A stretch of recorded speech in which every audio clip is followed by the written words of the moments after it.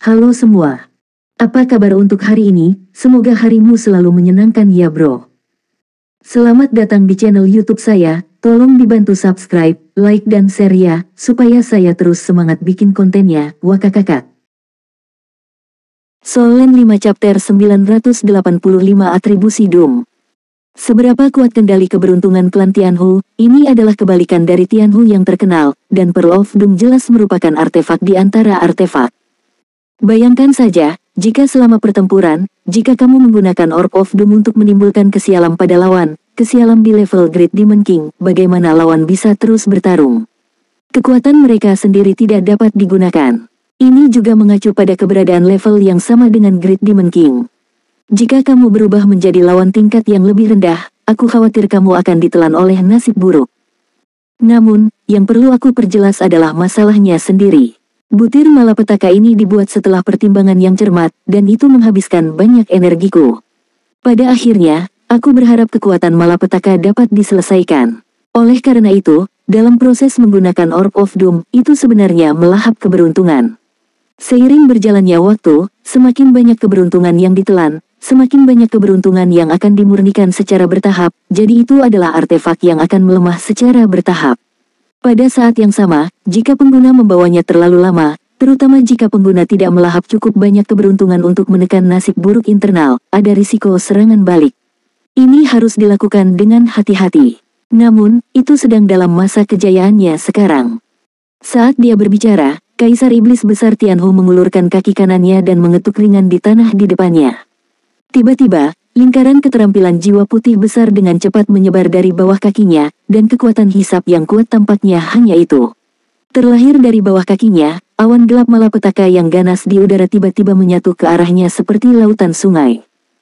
Ketika Kaisar Iblis Rubah Surgawi mengangkat tangannya, ada manik-manik seukuran telur merpati putih susu di telapak tangannya, dan aliran udara hitam yang sehitam-hitam menyerbu masuk. Segera, batu permata telur merpati putih susu asli telah menjadi hitam seperti hitam. Tanpa ragu, ini adalah Pearl of Doom. Ini jelas merupakan tingkat atas, dan itu juga merupakan artefak yang sangat aneh.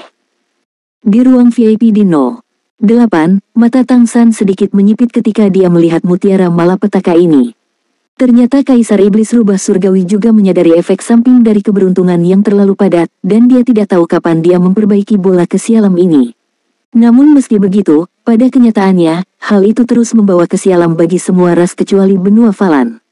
Sama seperti wabah laut di Samudra Biru yang tak berujung, bukan dari sini. Dia memiliki kalkulus yang bagus. Memiliki Orb of Doom ini tidak diragukan lagi akan membuat pemegangnya lebih kuat, dan dalam pertempuran berikutnya untuk menaklukkan Kaisar, dia pasti akan dapat menempati tingkat keuntungan yang cukup besar. Selama pertempuran, nasib buruk dilepaskan, dan Raja Iblis Besar adalah orang kuat dengan keberuntungan yang kuat. Dengan melepaskan nasib buruk pada mereka, ia dapat menyelesaikan energi dalam manik nasib buruk ini. Klan Tianhu tidak akan berpartisipasi dalam pertempuran Kaisar, dan tentu saja itu tidak ada hubungannya dengan klan Tianhu. Dan begitu kamu diganggu oleh nasib buruk dan menyerap keberuntungan, itu tidak akan berakhir setelah pertandingan, tetapi akan terus mempengaruhi untuk waktu yang lama. Ini adalah artefak yang sangat kejam.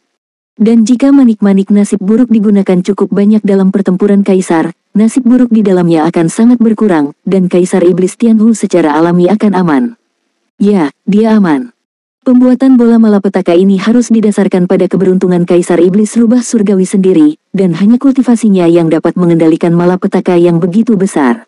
Faktanya, jika kemalangan ini tidak diselesaikan tepat waktu, objek sebenarnya dari serangan balik adalah Kaisar Iblis Tianhu sendiri. Idealnya, dia harus menurunkan artefak ini dan menyimpannya, menunggunya untuk menyerang Kaisar Iblis Rubah Surgawi. Tetapi setelah Tang San berpikir sebentar, dia menyadari bahwa dia tidak bisa melakukan ini. Siapapun yang mengambil gambar Orb of Doom ini pasti akan menerima perawatan dari Kaisar Iblis Rubah Surgawi, yang akan diawasi setiap saat dan bahkan akan mendesak pemiliknya untuk menggunakannya. Aku tidak bisa dipandang sebelah mata olehnya sekarang. Jadi, apapun yang terjadi, Tang San tidak dapat secara langsung memiliki keberadaan ini. Jika dia ingin melakukannya, biarkan dia melakukannya. Bagaimanapun, keberuntungan monster dan roh juga berkurang. Harga awal masih 30.000 koin ametis, dan setiap kenaikan tidak kurang dari 1.000 koin ametis. Mulai sekarang, Di atas panggung, Kaisar Iblis Tianhu mengumumkan dimulainya pelelangan. 30.000 koin ametis no. 1 ruang VIP. Orang pertama yang menawar adalah klan Tianhu. 31.000 koin ametis, ruang VIP nomor 6.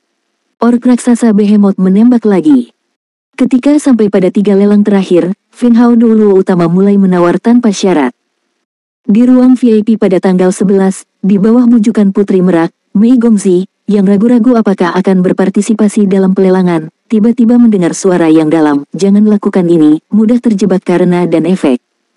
Mendengar suara ini, dia tiba-tiba menjadi tenang dan mengatakan sesuatu kepada kedua ibu itu dengan suara rendah.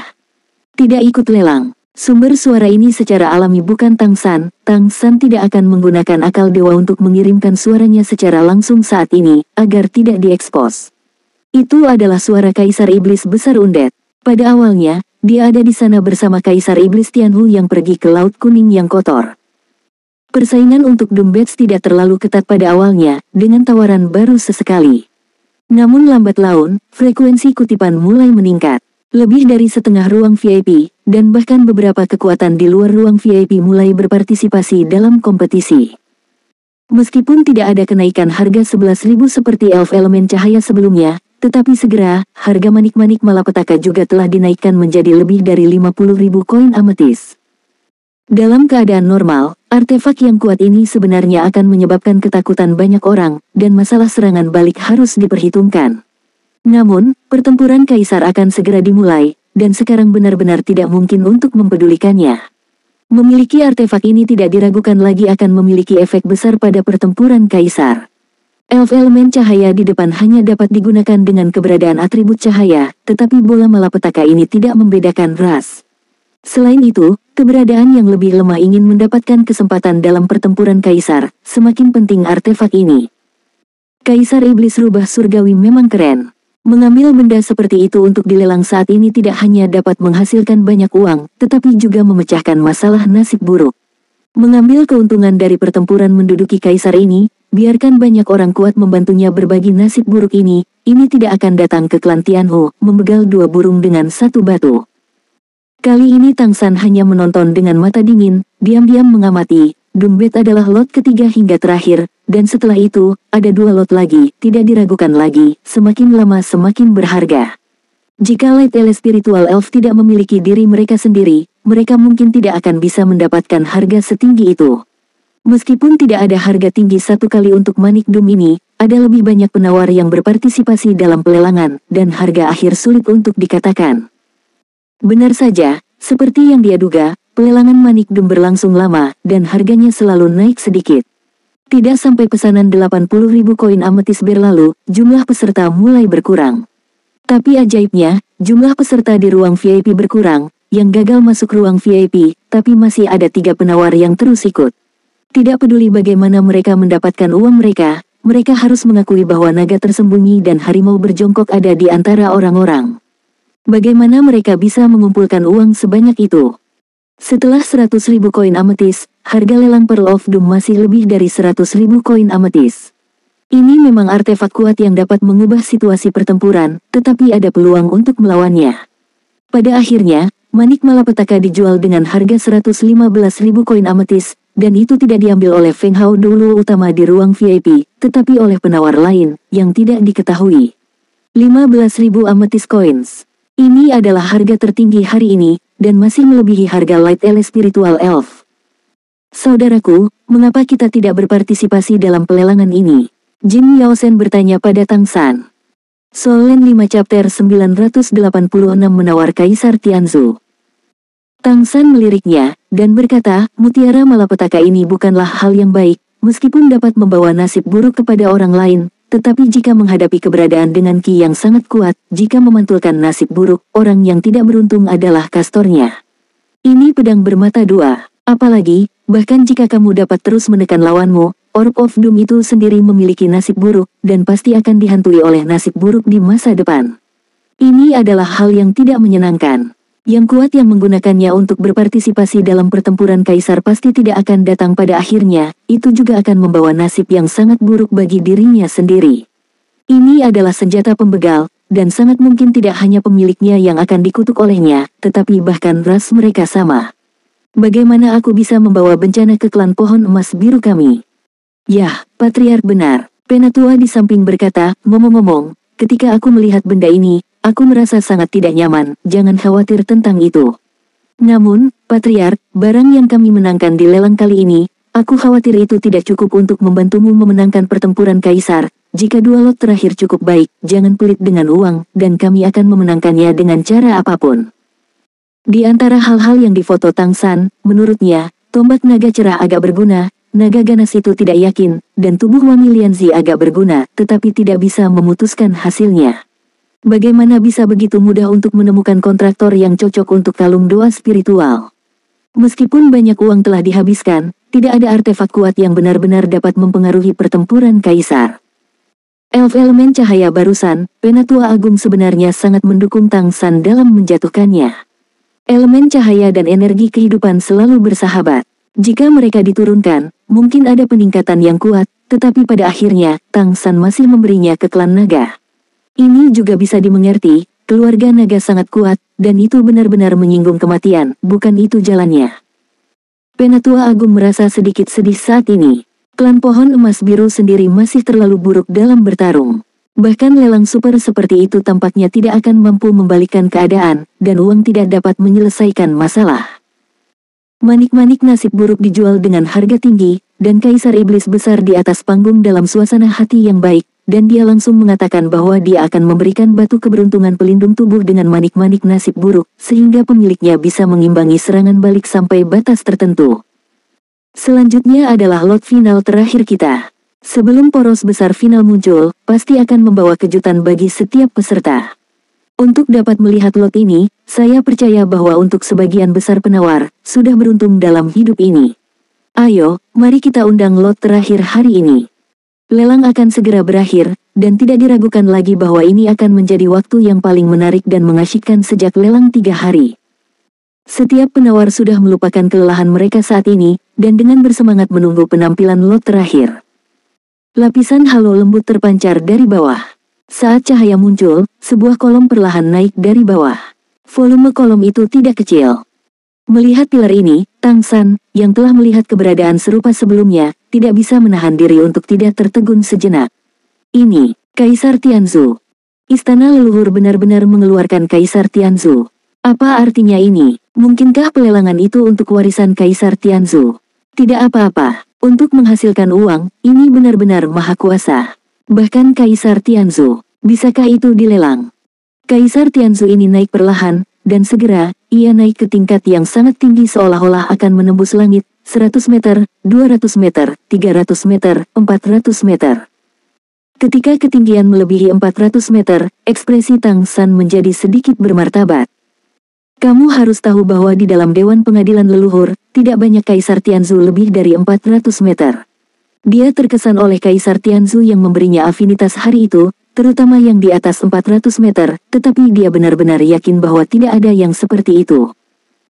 Pilar Kaisar Surga ini terlihat telanjang, dan silindernya berwarna putih keperakan, seolah-olah diukir dari logam, tetapi tidak ada fitur lain di atasnya, tidak ada naga dan harimau, tidak ada karakteristik ras, seperti pilar lurus, tetapi aura di atasnya benar-benar mustahil bagi Tang San untuk mengakui kesalahan. Ini adalah Kaisar Tianzhu, 100%.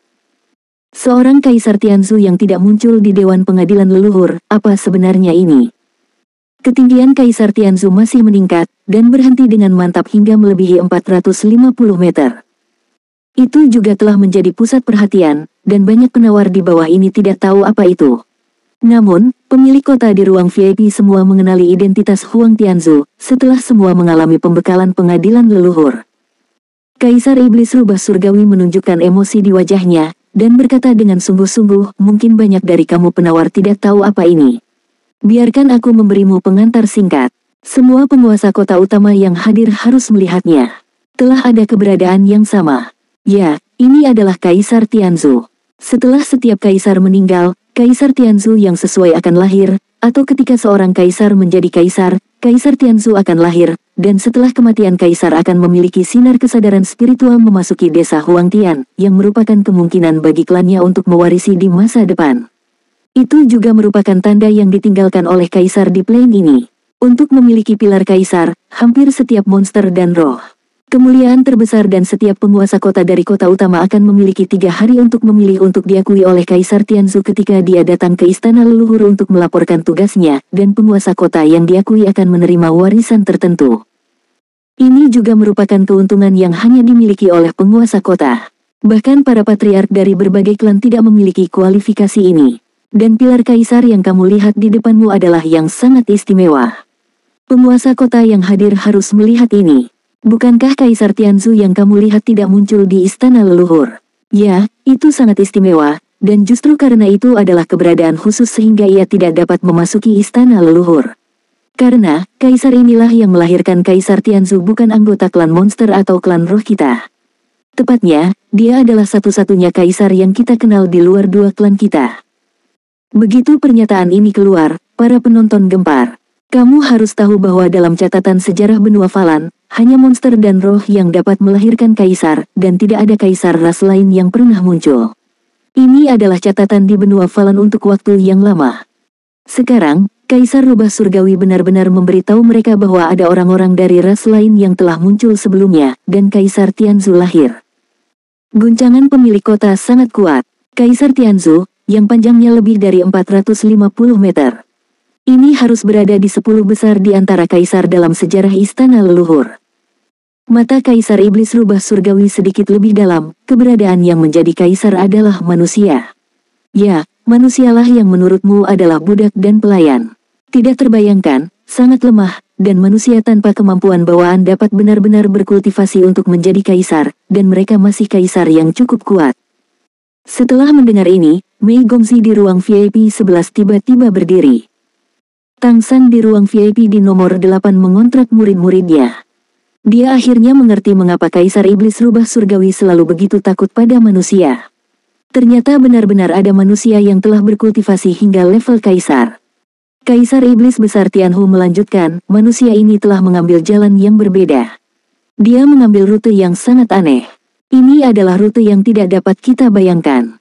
Ia tidak memiliki bakat dalam dirinya sendiri, tetapi sangat cerdas. Sejak masa kecil, dia telah menjadi pandai besi, yang mengkhususkan diri dalam bertanggung jawab untuk menempa semua jenis senjata. Karena kecerdikan dan kemajuannya yang cepat, dia tidak memiliki kemampuan atau bakat darah apapun. Dia hanya manusia biasa. Tapi manusia biasa, dengan kemampuannya upaya dan imajinasinya sendiri, dia selalu membuat semua jenis senjata yang kuat, dan bahkan menemukan berbagai paduan untuk membuat senjata lebih kuat, dan secara bertahap mendapatkan sedikit reputasi.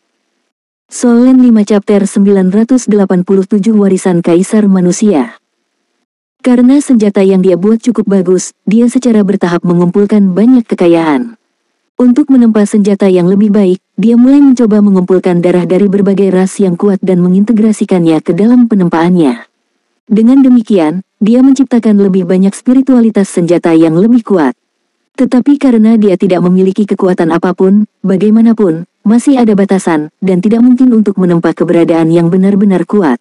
Dia tidak berdamai dengan ini, dan kemudian, dia menemukan paduan khusus. Setelah paduan khusus ini secara tidak sengaja disempurnakan olehnya, dengan paduan ini, ia menemukan bahwa setelah menyerap darah tertentu, ia dapat secara singkat menyerap dan melepaskan kemampuan bawaan ras dari ras yang darahnya berasal menjadi jauh lebih lemah, tetapi memang memiliki karakteristik itu. Agar dapat menggunakan kemampuan beberapa orang kuat untuk menempa lebih baik, ia mulai mempelajari logam khusus ini, dan bagaimana membuat kemampuan penyerapan dan pelepasan logam khusus ini lebih kuat dan terkendali. Dia melanjutkan penelitian ini selama 50 tahun. Setelah 50 tahun, akhirnya dia berhasil dalam penelitiannya. Setelah sukses, dia mengandalkan logam khusus ini untuk membuat keberadaan seperti kertas, dan kemudian menggunakan darahnya untuk mengembangkan kemampuannya untuk print. Dengan cara ini, dia dapat menggunakannya untuk waktu yang singkat untuk membantu dirinya menyelesaikan penempaan. Menempa artefak selalu menjadi impiannya. Namun, yang tidak dia harapkan adalah, ternyata, kertas yang dia buat adalah sudah menjadi prototipe artefak. Ketika dia menggunakan kertas jenis ini untuk mencetak ratusan kemampuan garis keturunan dan mencoba menggabungkannya. Hidupnya disublimasikan karena paduan ini, dan paduan itu memiliki nafas kehidupan, sama seperti monster dan roh, dan mereka memberi dia umpan balik yang kuat, yang memungkinkan dia untuk naik ke langit dalam satu gerakan dan menjadi Feng Hao dulu urutan ke-9 dalam satu gerakan. Baru saat itulah dia menyadari bahwa penelitiannya sangat penting, jadi dia memutuskan untuk terus meneliti dan menyempurnakan paduannya. Dia tidak memiliki bakat untuk darah, tetapi kebangkitan paduan memberinya sebuah dorongan. Energi murni, energi ini dapat mendukungnya untuk mengerahkan berbagai kekuatan darah melalui logam ini. Dengan penelitian selangkah demi selangkah, kekuatannya juga meningkat dari hari ke hari, mengandalkan berbagai kemampuan halaman paduan, dia berhasil melewati bencana dan menjadi raja yang terkenal. Setelah itu, dia belajar selama 50 tahun dan membentuk sistem yang hanya miliknya. Pada akhirnya, dia menjadi kaisar dalam satu hari. Seperti yang kita semua tahu, Cheng Huang harus selamat dari malapetaka menjadi kaisar. Karena dia tidak memiliki bakat untuk garis keturunan, sangat mudah untuk dilewati. Ketika pengadilan leluhur bereaksi, dia telah berhasil melewati malapetaka. Ketika pengadilan leluhur pada saat itu menemukan bahwa kaisar yang menjadi kaisar sebenarnya adalah manusia, rasanya luar biasa. Jadi, kaisar pengadilan leluhur bergabung dan butuh 3 tahun untuk akhirnya menangkapnya. Dia membawanya kembali ke istana leluhur dan bertanya bagaimana dia menjadi kaisar. Dia tidak menyembunyikannya, dan memberitahu pengadilan leluhur situasinya satu persatu. Kaisarnya Tianzhu dibentuk pada waktu itu. Meskipun kita tahu apa yang dia lakukan, namun, formula paduan menghilang selamanya. Sebelum ditangkap, dia menghancurkan segalanya. Dia akhirnya memilih untuk begal diri. Sebelum tiada, dia memberitahu pengadilan leluhur bahwa semua rahasia ada di Kaisar Tianzhu-nya. Jika suatu hari, siapapun yang dapat dikenali oleh Kaisar Tianzhu-nya, siapapun yang bisa mendapatkan warisannya. Karena insiden itu, pengadilan leluhur menyelidiki secara menyeluruh hampir seluruh umat manusia dalam 10 tahun ke depan, tetapi aku belum menemukan keberadaan yang berbakat seperti dia. Namun, ini memang keajaiban umat manusia, dan warisannya ada di atas pilar kaisar yang dapat kamu lihat di depanmu. Jangan berpikir bahwa dia telah lulus dengan sukses. Sangat mudah bagi Huang Jie untuk meremehkan kemampuannya. Kemampuan seorang kaisar berbanding lurus dengan ketinggian Kaisar Tianzhu. Hari ini, di antara kaisar kita yang ada, Kaisar Tianzhu dapat melampaui tinggi badannya, hanya 4, kamu dapat membayangkan betapa kuatnya mantan manusia ini. Tidak seorang pun dari kami dapat memastikan apakah Kaisar Tianzhu ini dapat membawakanmu warisan. Namun, pengadilan leluhur memutuskan untuk mengambil keuntungan dari lelang super ini untuk membawa Kaisar Tianzhu ini untuk dilelang. Pemenang lelang dapat datang kapan saja ke istana leluhur mencoba mengenali Kaisar Tianzhu ini. Klannya juga bisa melakukannya, tapi Kaisar Tianzhu masih harus tinggal di halaman leluhur. Pemenang lelang ini adalah satu-satunya yang bisa datang ke Kaisar Tianzhu ini di masa depan. Sebuah kelompok etnis yang diakui. Oleh karena itu, dalam lelang ini, kami melelang kualifikasi. Ini adalah warisan lengkap kaisar. Setelah warisan berhasil, hampir pasti menjadi seorang kaisar. Tapi aku juga ingin mengingatkan semua orang bahwa setidaknya sejauh ini, tidak ada keberadaan yang dapat dikenali olehnya. Kami telah mencobanya, dan manusia juga tidak. Oleh karena itu, kamu harus mempertimbangkan masalah ini. Tentu saja, istana leluhur dapat menjamin bahwa energi yang terkandung dalam pilar kaisar ini benar-benar layak. Naik ke puncaknya. Mulai menawar sekarang, warisan lengkap kaisar, harga awal adalah 50.000 koin ametis, dan setiap kenaikan tidak kurang dari 1.000 koin ametis. Apakah itu Tangsan atau Mei Gongzi, duduk di ruang VIP dan mendengarkan pengenalan kaisar rubah-rubah surgawi, gejolak besar muncul di hatinya. Manusia pernah menjadi kaisar. Tanpa bakat garis keturunan, itu setara dengan akhirnya menjadi kaisar berdasarkan kebijaksanaan mereka sendiri. Betapa luar biasa ini. Kemampuan untuk tampil tanpa bakat garis keturunan, bukankah ini yang dia cari, kemampuan yang bisa diturunkan di antara umat manusia? Telapak tangan Tangsan mengepal, lalu perlahan melepaskannya. Dia tidak tahu apakah Kaisar Iblis Tianhu sengaja mengambil sebanyak itu saat ini.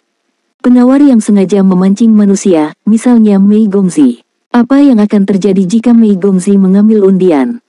Ambil napas dalam-dalam, tidak peduli apa, ini tidak bisa diambil oleh Mei Gongzi. Jika tidak, Kaisar Iblis Besar Tianhu pasti akan membuat istana leluhur semakin takut padanya, dan bahkan segera mengambil tindakan terhadap kota Keri.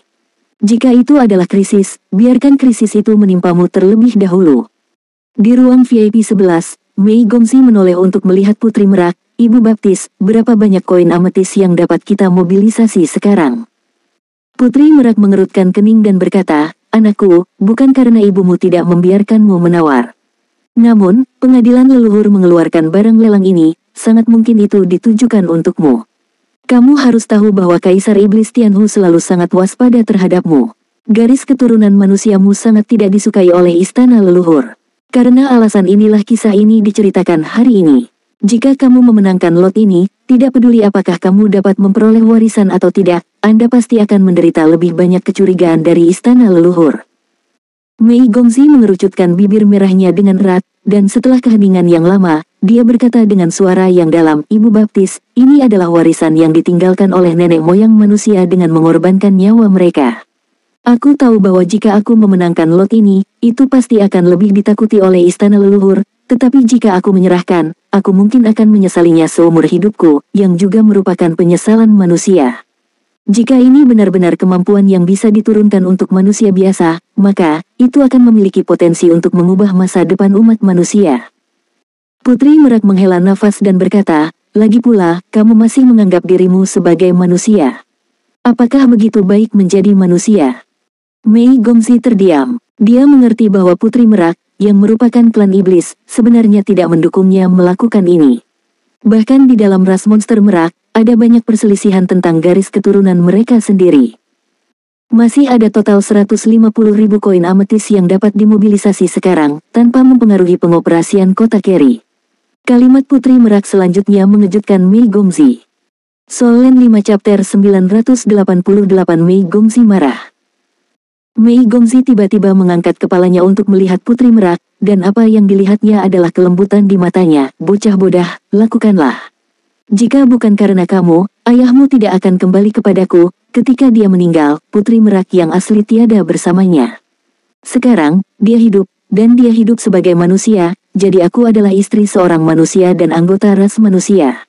Dia sekarang adalah pemimpin dari ras manusia. Apa yang bisa aku lakukan? Terima kasih Ibu Baptis. Mata Mei Gongzi merah, dan dia membuka tangannya dan memeluk Putri Merak. 100.000 koin ametis, ruang VIP nomor 8. Pada saat ini, suara kutipan dari luar sudah berdering. Mei Gongzi membeku sejenak, dan saat berikutnya, dia tidak bisa menahan diri untuk tidak menggertakkan giginya dan berkata dengan marah, ini pengaduk kotoran itu lagi, bukankah dia sudah selesai? Ya, kutipan pertama dinaikkan dari 50.000 menjadi 100.000. Itu langsung 100.000 koin ametis, Tang San melakukannya. Tang San sebenarnya sedikit beruntung sekarang karena dia telah berpartisipasi di hampir semua lelang berharga sebelumnya, menunjukkan penampilan yang kaya, yang membuatnya tidak muncul tiba-tiba ketika berpartisipasi dalam lelang apapun. Dan setiap kali dia menawar dengan cara yang sama, yaitu menaikkan harga di tempat pertama, sehingga mengurangi jumlah pesaing, dan kemudian dengan cepat memenangkan atau melepaskan penawaran. Jumlah total akhir dari lelang super pengadilan leluhur ini bisa jauh lebih tinggi dari yang diharapkan. Tang San dapat dikatakan sebagai kontributor yang hebat, karena dia telah berulang kali menetapkan harga begitu tinggi sehingga nilai semua barang lelang meningkat tajam. Oleh karena itu, ketika kepala klan pohon emas biru, yang disebut Mei Gongzi sebagai tongkat sial, membuat gerakan lain, dan itu adalah 100.000 koin ametis dalam satu gerakan, semua penawar sedikit terkejut. Orang ini memang seperti itu.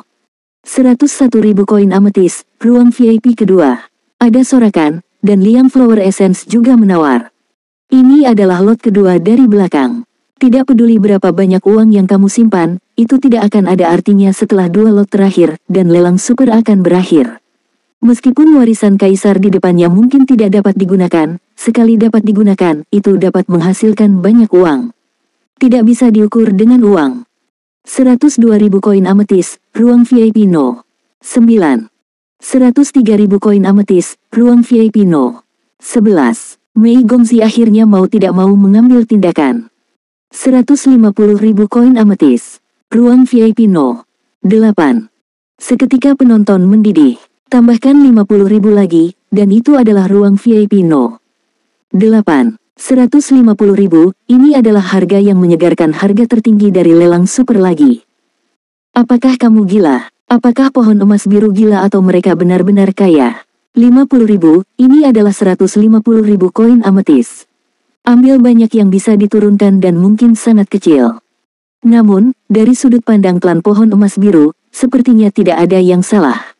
Tampaknya normal untuk menghabiskan 150.000 koin ametis untuk memperjuangkan peluang masa depan bagi klan pohon emas biru.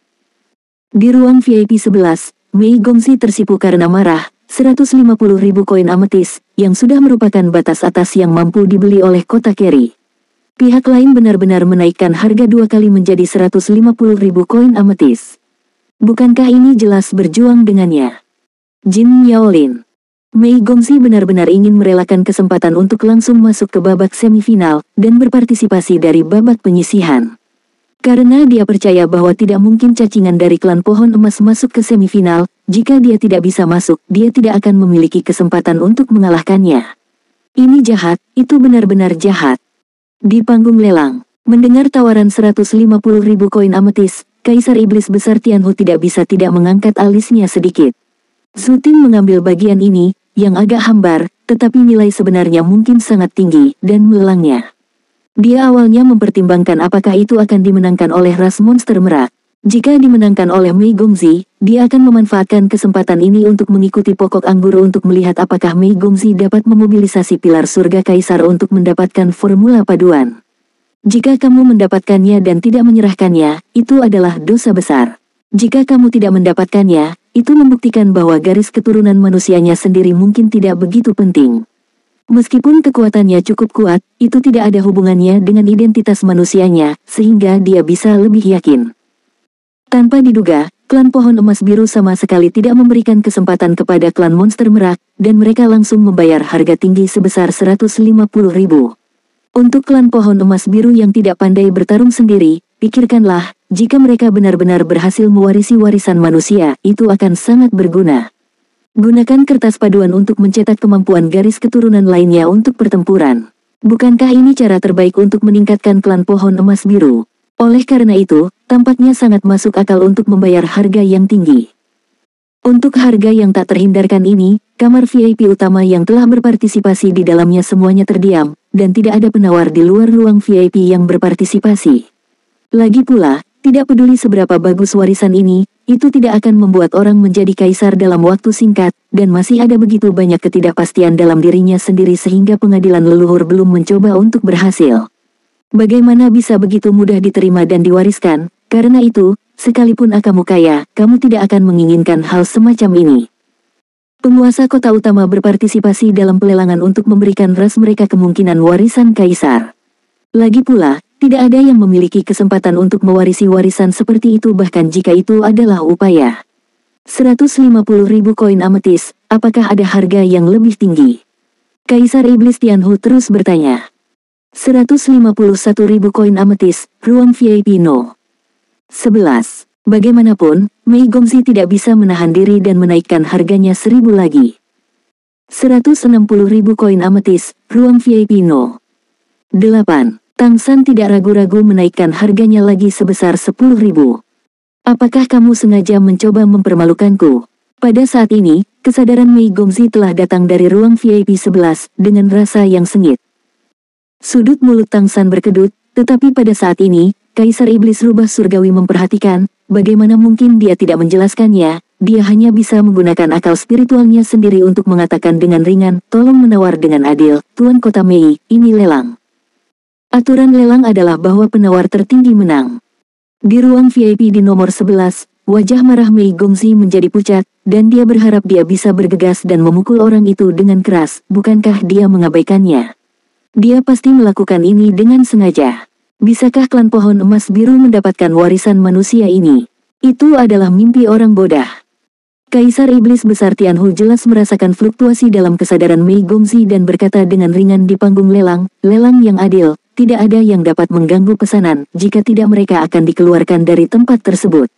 160.000 koin ametis, yang pertama. Dia jelas memperingatkan Mei Gongxi. 160.000, ini memang harga yang tidak bisa lagi ditandingi oleh Kerry City. 160.000 koin ametis, kedua kalinya. 160.000 koin ametis, ketiga kalinya. Deal, selamat ruang VIP no. 8. Kaisar Iblis Besar Tianhu mengumumkan kepemilikan Kaisar Tiansu ini.